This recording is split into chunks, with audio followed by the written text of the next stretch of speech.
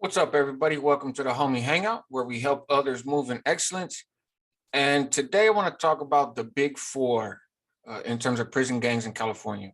And so traditionally, the big four is the NF, Nuestra Familia, the Mexican Mafia, the BGF, Black Guerilla Family, who later changed their name to Jama, meaning family in Swahili, and the Aryan Brotherhood, right? The brand.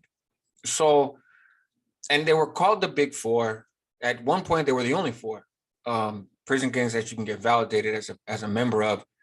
And then over time, that list grew, right? The Nuestra Raza / Northern Structure became a recognized prison gang. Nazi lowriders want to become a recognized prison gang. And now the way that CDC operates in terms of their security threat groups and stuff is just radically different than it was. But so looking at the landscape, and it's just my perspective, it seems like there's a new big four, so to speak, to use that language, within the California Department of Corrections. Obviously, the MA, right, is still there. The AB is still there. The NF is still there. The BGF, and no disrespect to Africanos or to the Blacks, and I know some folks that have close ties with Kumi, which is Swahili for 10, and what they call 415. As well as some folks with close ties to Jama in the past, historically. They identify as Muslims now, but they're not really a factor, if we're being honest. And they haven't been a factor in many, many years prior to people getting out of the shoe. There was some thought that you might see a resurgence of, BGF, Jama activity once they came out of the shoe, but that hasn't materialized.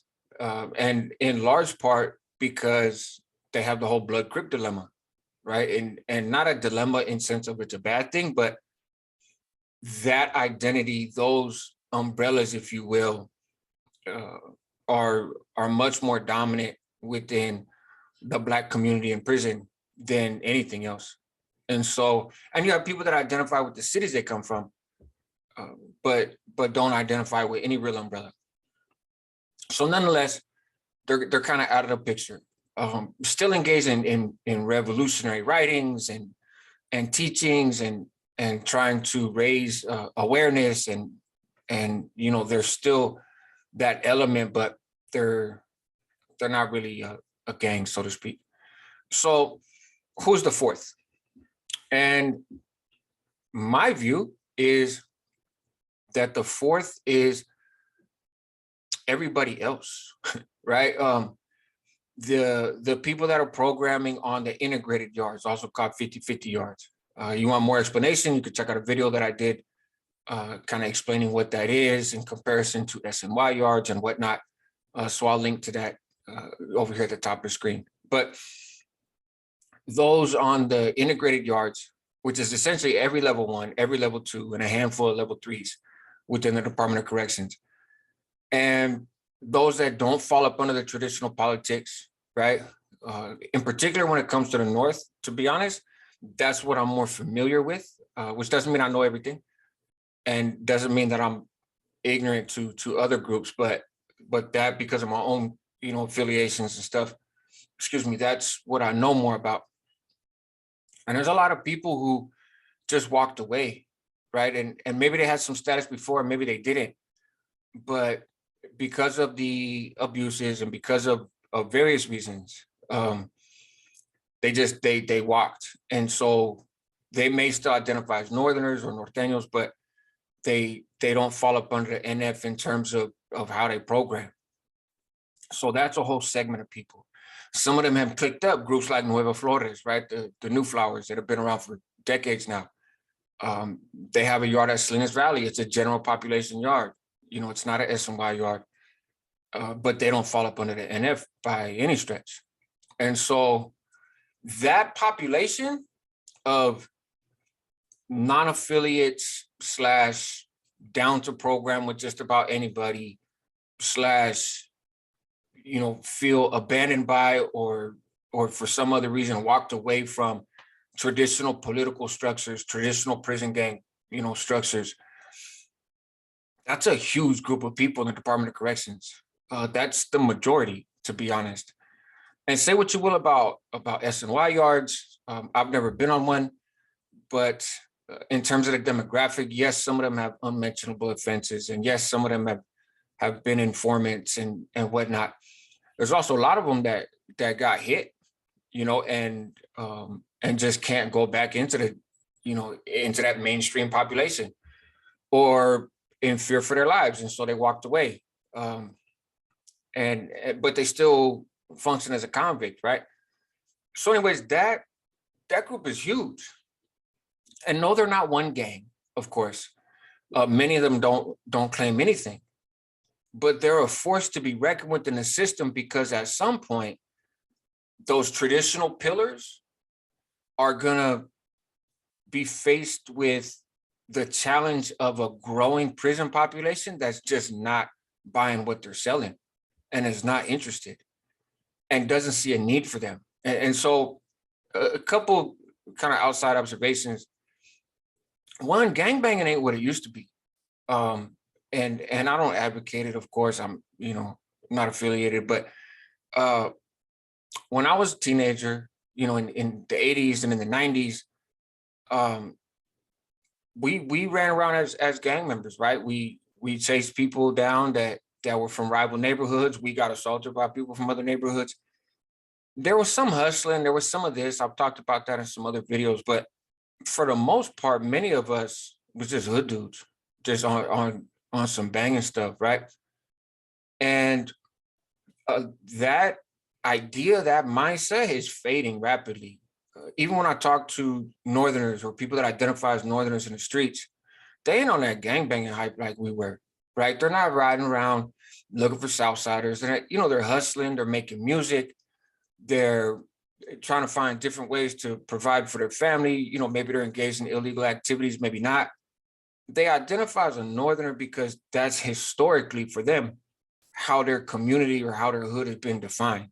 But in terms of the prison politics, they ain't with that stuff, right? And the idea of them kicking a portion of the proceeds that they make from whatever hustles they have going on to these other figures based on some prison stuff, they ain't gonna happen, right? They're just not gonna do it. And the emphasis now is on money a lot more than it is on repping your neighborhood, ride or die type stuff. And so, and I think to the extent that violence gets decreased by less people run around just recklessly banging, I think that's a good thing. I'm not advocating for illegal hustles, but it's just a different mindset. And you guys fill me in terms of where you live and the communities that you're closest to, if you're seeing the same trend. But it seems to me to be not just amongst the Latino and Chicano population in Northern California. I think it's kind of across the board. And so that, they're not going into prison eager to be big homies. They're not trying to get stars and hands and shamrocks or whatever, tattooed all over them. Some, of course, but not like how it was. And I think there's a lot of different reasons for that. The other thing to consider is, particularly within the Raza, Chicano, Latino community, however you want to describe it, right? The sales pitch is kind of out the window. When it comes to, for example, from the NF side of things, I was never an NF member, but I fell up under that umbrella.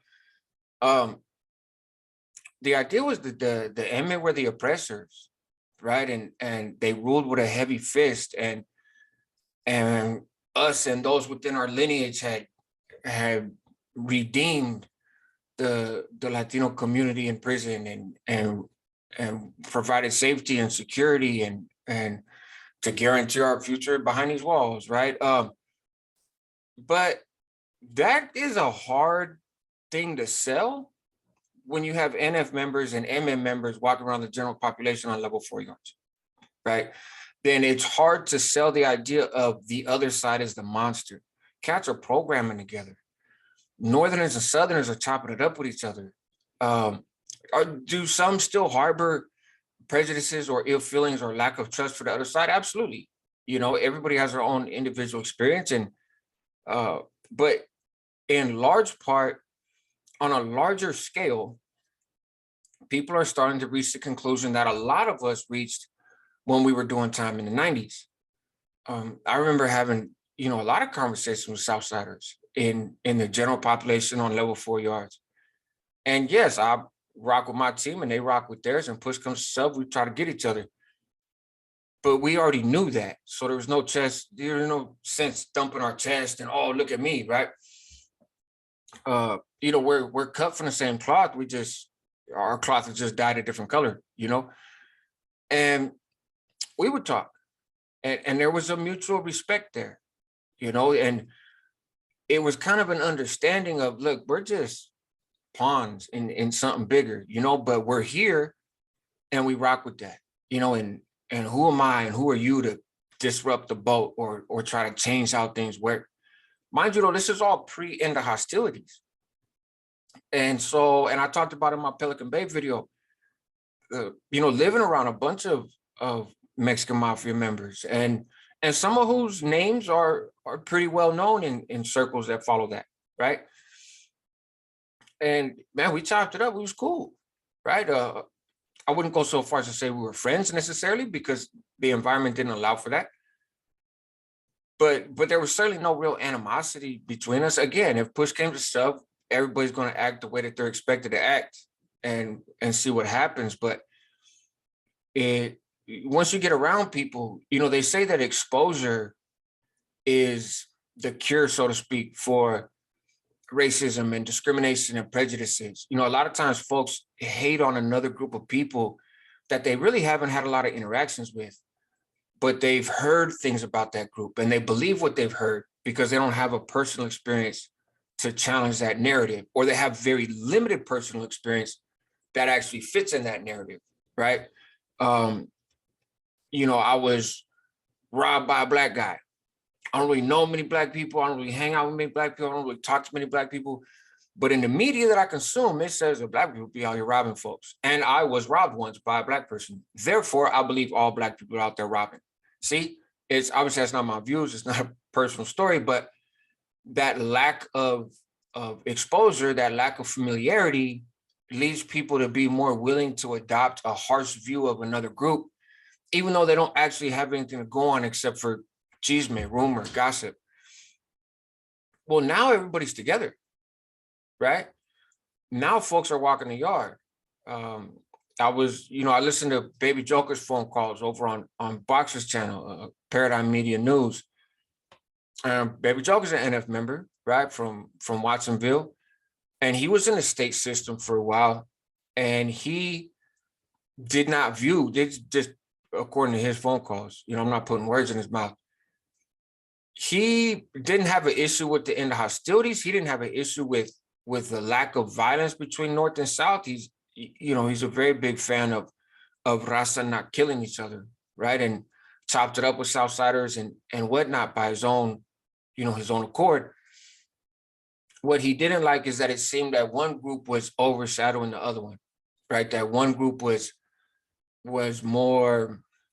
acting authoritatively, while the other, so in other words, the MA was kind of having things their way and wanting the NF to comport, to melt into what the MA envisioned could be with everybody on the yard together. Even to the point of these mariposa tattoos, right? These butterfly tattoos. And so, which they came up with, and butterfly tattoos have an interesting history. I've heard some various things. If some of you guys have more insight, obviously feel free, please tap in the comments and let me know. I've heard that the butterfly tattoo was something that was embraced with the wings spread, was something that was embraced by the MA or those sympathetic to their cause many, many years ago. And then I also heard that amongst those, who aligned themselves with the NF, that the butterfly had some level of significance, like back in the 80s, maybe even before that. But those butterflies tended to be just a side profile, right?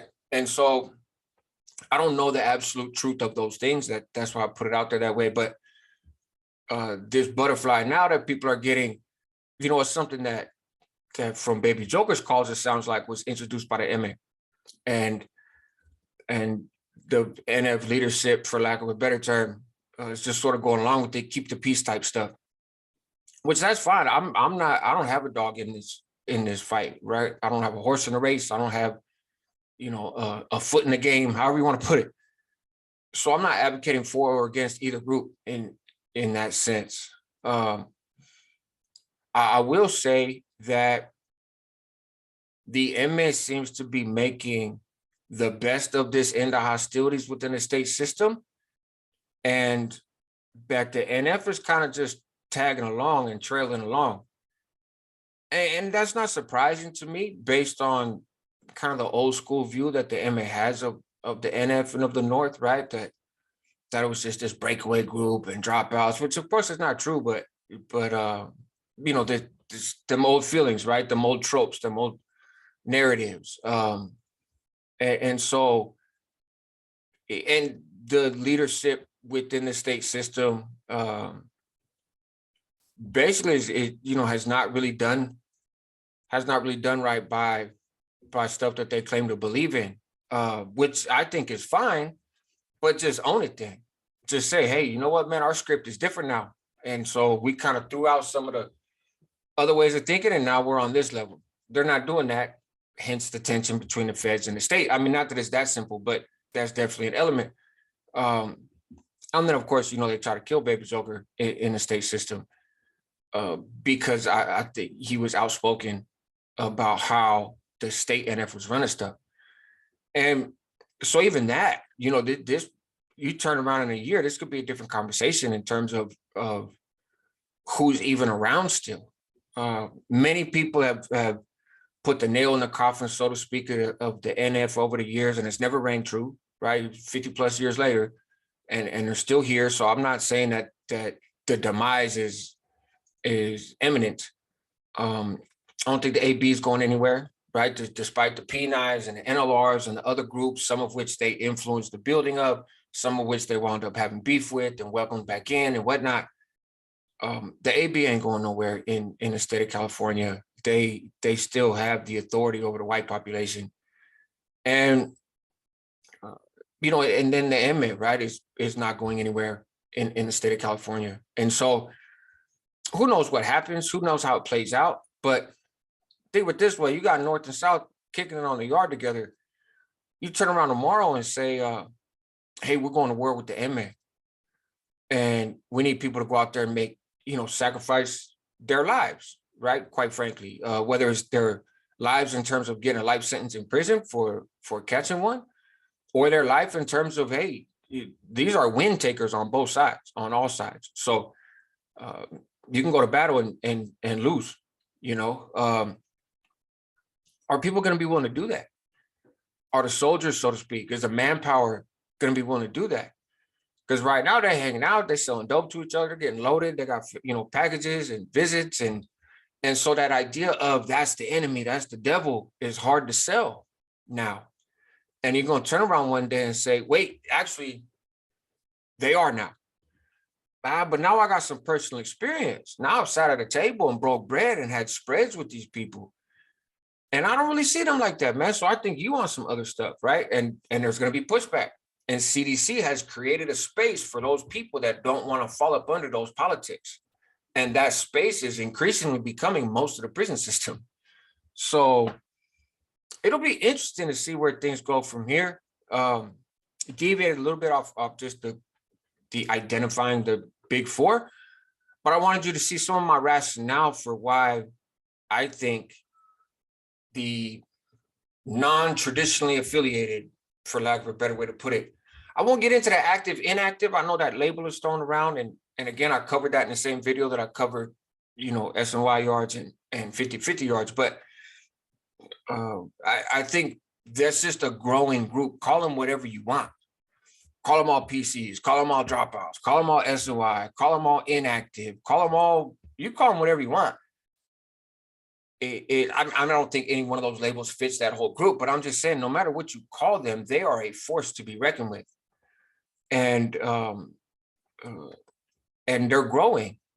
And look at San Quentin, right? San Quentin has a storied history in the California Department of Corrections. And even when it dropped down from a level 4 to a level 2, you still have some heavy influential people coming through San Quentin, right? They still played the politics for real in Quentin, even as a level 2 prison.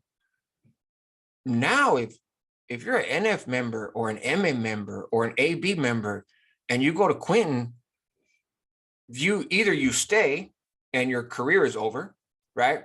And you get access to these programs and you have a chance at a parole date, but your prison politic career is over. You get off, right, on somebody, in which case you rolled up and you're gone, right? Might catch a new case. You get moved on because you come on a yard trying to push that line.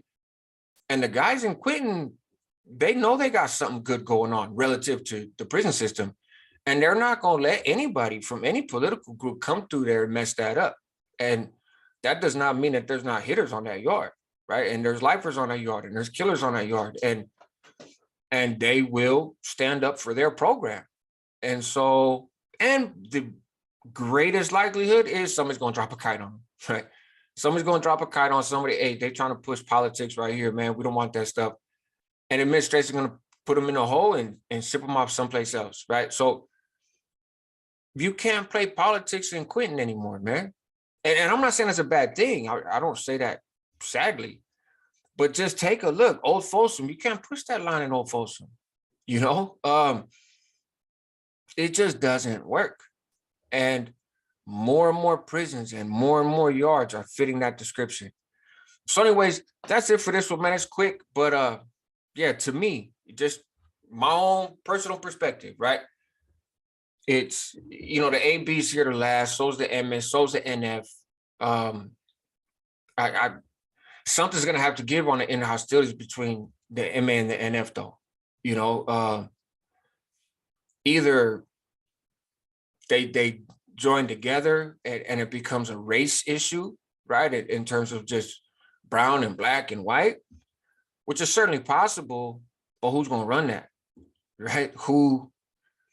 What umbrella is that gonna be up under? And the chances that that happens and it falls up under the NF umbrella is really slim.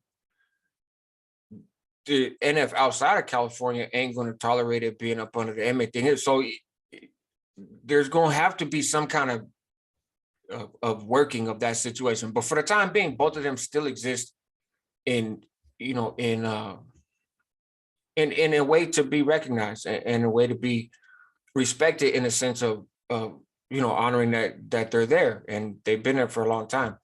How that plays out, we'll see. Nobody's asked my opinion, you know, nobody asked my advice or my guidance, right? But something's gonna give, you know, I'd say probably within this next year. And I don't know what exactly that is, but something's gonna happen. And then what happens if they do kick it back off? Then what does that look like for the rest of the prison population? Again, you got a whole boatload of people that they're not going to be interested in that. And you have a whole influx of people coming from the streets that have never done time that aren't that committed to this whole red paño, blue paño stuff, you know? Them numbers, man, aren't that important to people as they used to be. And that's just the reality. It's a culture thing. It's a comfort thing. It's a norm thing. It's like, you know, I grew up in San Francisco. I'm a Niners fan. I'm a Giants fan. It's just a product of growing up in the city. I come up in this neighborhood. I'm a Northerner. It's just a product of coming up there. But, you know, are you really in the mix, right? I grew up in the city. I'm a Niners fan. Do I watch every single Niners game? Do I watch every single Giants game? Have I done that for the last 45 years of my life? No. I mean, I'm a fan, but you know, there's levels to this shit, and people are the same way. So anyways, man, it's kind of all over the place. I appreciate if you stuck with me. If you're new here, check out the channel. There's all kinds of content, man. Interviews, relationships, faith conversations, legal conversations, just you name it. It's the Homie Hangout. Help others move in excellence, help yourself at the same time. That's what homies do. And I will catch you guys on the next one.